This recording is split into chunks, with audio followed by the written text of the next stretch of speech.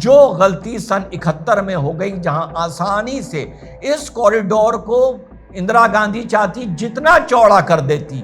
अगर बांग्लादेश कोई दुस्साहस करता है, हिम्मत करता है, तो इस मौके का चौका मारना चाहिए। अगर 2026 का चुनाव वापस ममता बनर्जी उस दीदी जीत कर आती हैं, तो उसके बाद जो सन 2031 का चुनाव होगा और उस टाइम में सेंटर में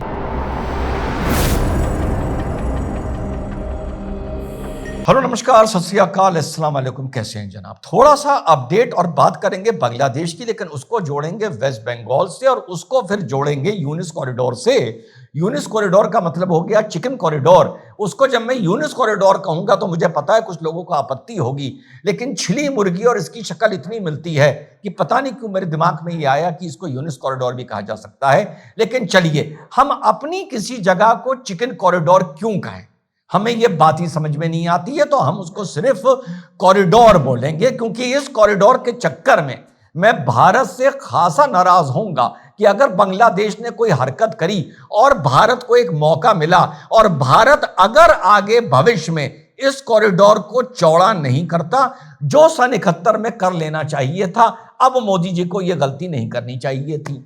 अब साथियों, जो डेवलपमेंट है वो सुनिए।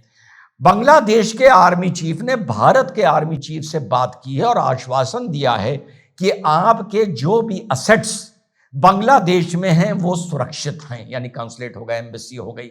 और यही आश्वासन भारत के आर्मी चीफ ने उनको दिया है। इसी बात से आप समझ सकते हैं कि मामला अब कितना सेंसिटिव हो गया है। और ये बात कहां से आई है? बात इस तरह से आई है क्योंकि नॉर्थ ईस्ट में मिजोरम से लेकर त्रिपुरा, असम, छात्रों ने बांग्लादेश काउंसलेट जो था अगरतला में और कई जगहों पर बड़े बड़े इसमें मोर्चे निकाले हैं, विरोध प्रदर्शन किए हैं, जो दीपू चंद्र दास के साथ कुछ दिन पहले हम लोगों को बांग्लादेश में देखने को मिला। इसके साथ साथ कॉरिडोर को मजबूत करने के लिए JOC of the 17th mountain division ने पूरे क्षेत्र का, ये रिपोर्ट्स हैं, सर्वे किया है और वहां पर चौथा आर्मी बेस भी बनने जा रही है। ये भी रिपोर्ट्स हैं जो पब्लिक डोमेन में हमारी चर्चा हो रही है। और एयरफोर्स बेस भी वहां पर डेवलप हो रहा है इस कॉरिडोर को मजबूत करने के लिए। फिर से दोहरा दूं अपने वीडियो में, जो गलती सन 71 में हो गई, जहां आसानी से इस कॉरिडोर को इंदिरा गांधी चाहती जितना चौड़ा कर देती। अगर बांग्लादेश कोई दुस्साहस करता है, हिम्मत करता है, तो इस मौके का चौका मारना चाहिए और इस कॉरिडोर को कम से कम जितना है 3 गुना कर लेना चाहिए। पर यूनाइटेड नेशन में जो होगा वो साथियों देखा जाएगा। इसके साथ साथ एक डेवलपमेंट वेस्ट बंगाल का भी है। वेस्ट बंगाल का डेवलपमेंट जब मैं बांग्लादेश से जोड़ूंगा, फिर शायद आप लोगों को समझ में आए कि ये सिचुएशन है क्या, या जिस नजरिए से मैं इसको देख रहा हूं कि भविष्य मैं कितना खतरनाक देख रहा हूं। Lagnajita Chakraborty, I am sorry if I am pronouncing her name wrongly, ये एक प्लेबैक सिंगर है वेस्ट बंगाल की। एक वेस्ट बंगाल में एक कार्यक्रम हो रहा था जो पॉलिटिकल भी था और आप मान लें प्राइवेट भी था। वहां पर ये अपना इनका गाने चल रहे थे। 7 बजे का कार्यक्रम था। 7:08 बजते बजते ये 7 गाने अपने गा चुकी थी। और जैसे कलाकार करते हैं कि हर गाने के बीच में वो जो सामने दर्शक बैठे होते हैं उनसे कुछ वार्तालाप करते हैं माहौल को लाइट करने के लिए। इन्होंने जो 7th गाना गाया वो देवी चौधरानी जो पिक्चर है उसका इन्होंने गाया, जागो मां। जब इन्होंने ये गाना गाया और ये पब्लिक से इंटरैक्ट कर रही थी, तो वहीं पे एक टीएमसी का नेता महबूब मलिक, ये इनकी जुबानी है, जो भीड़ में से भागा भागा इनकी तरफ आया और वॉर्न किया बंगाली लैंग्वेज में कि तुमने बहुत गा लिए धार्मिक गाने, अब तुम्हें सेकुलर गाना गाना होगा। और बतौर मिस चक्रवर्ती के उसने इनको झपटने की, मारने की कोशिश करी। जो बाउंसर्स होते हैं, भीड़ होती है, उसने उनको रोका और उसके बाद पूरा वहां का माहौल बदल गया और ये उसके बाद ना गा पाई। ये सिचुएशन है कहां की? अब हम आ गए हैं वेस्ट बंगाल की। जब इस पूरी चीज को हम देखते हैं तो ये तो मैं ये भी नहीं कहूंगा कि घुस के बांग्लादेश को निस्ते नाबूद कर दो, ऐसे प्लेटफॉर्म और हैं। कि कान पकड़ के उठाएंगे, कान पकड़ के बिठा देंगे। प्रैक्टिकल बात करता हूं कि अगर बांग्लादेश को दुस्साहस करता है तो भारत को कुछ नहीं करना चाहिए, सिर्फ अपने कॉरिडोर को दुगना कर लेना चाहिए और फिर यूनाइटेड नेशन में लड़ाई लड़ी जाएगी। दूसरी बार वीडियो में बोल रहा हूं। लेकिन एक होता है लड़ाई जो बॉर्डर पर लड़ी जाती है, एक होती है लड़ाई साथियों जो जहनियत में लड़ी जाती है। और अगर कोई बांग्लादेश, ग्रेटर बांग्लादेश की बात करता है तो इसके दो मायने होते हैं मेरे भाइयों। एक तो होता है कि बांग्लादेश का बॉर्डर इतना बड़ा हो गया, वो तो चलिए असंभव है, अलग डाल देते हैं, मजाक की बात है।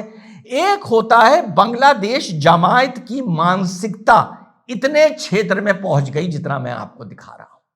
ये एक दूसरा जहनी एक जगह को इन्फ्लुएंस करने का और कॉन्कर करने का और ग्रेटर अपने आप को बनाने का साथियों तरीका होता है। ध्यान रखिएगा इस बात का। और इस बात के साथ यह भी ध्यान रखिएगा कि 2026 का वेस्ट बंगाल का चुनाव भाजपा के लिए, केंद्र की सरकार के लिए आखिरी मौका है और आखिरी रास्ता है।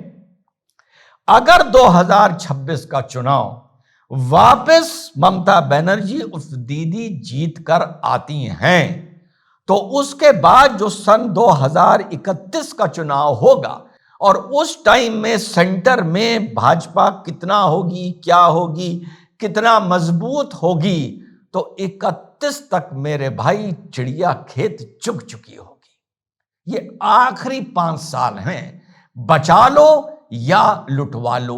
अब लुटवाने से फिर मैं समझा दूं, मतलब ये नहीं है कि बांग्लादेश की फोर्सेस कोलकाता तक आ जाएंगी। इस पूरा जो ये मैप है ग्रेटर बांग्लादेश, ये काफी हिस्से तक एक ऐसी मानसिकता होगी जहां उस तरफ जैसे खुल के जिंदाबाद पाकिस्तान के नारे लगते थे और उसको सेटल करते करते कितना वक्त लग गया, कितनी जानें चली गई, कितना पैसा लग गया, सारी चीज देखिए, कितनी देश की एनर्जी लग गई, एक चक्कर का पैसा लग गया। वो हालात 31 के बाद भैया मुझे यहां पर 31 आते आते अगर ममता बनर्जी जीत जाते हैं तो नजर आ रहे हैं कि यहां पर भी खुल के बांग्लादेश जिंदाबाद के नारे लगेंगे, बांग्ला लैंग्वेज के नाम पर, बांग्ला कल्चर के नाम पर, और बांग्लादेश उभरेगा एक तरह से ये दिखाकर कि हम ही बांग्ला की असली पहचान है। और आज की तारीख में जहां वेस्ट बंगाल में एक राष्ट्रभक्त कितना बैकफुट पर है, तब सोचिए वो कितना बैकफुट पर होगा। मैं कोई स्वीपिंग स्टेटमेंट नहीं दे रहा हूं कि पूरा वेस्ट बंगाल ये करेगा, लेकिन अगर 30% वेस्ट बंगाल ने भी ये कर दिया तो फिर सिचुएशन आने वाले वक्त में ठीक करने लायक मेरे भाई नहीं रहेगी। जय हिंद, वंदे मातरम, खुदा हाफिज।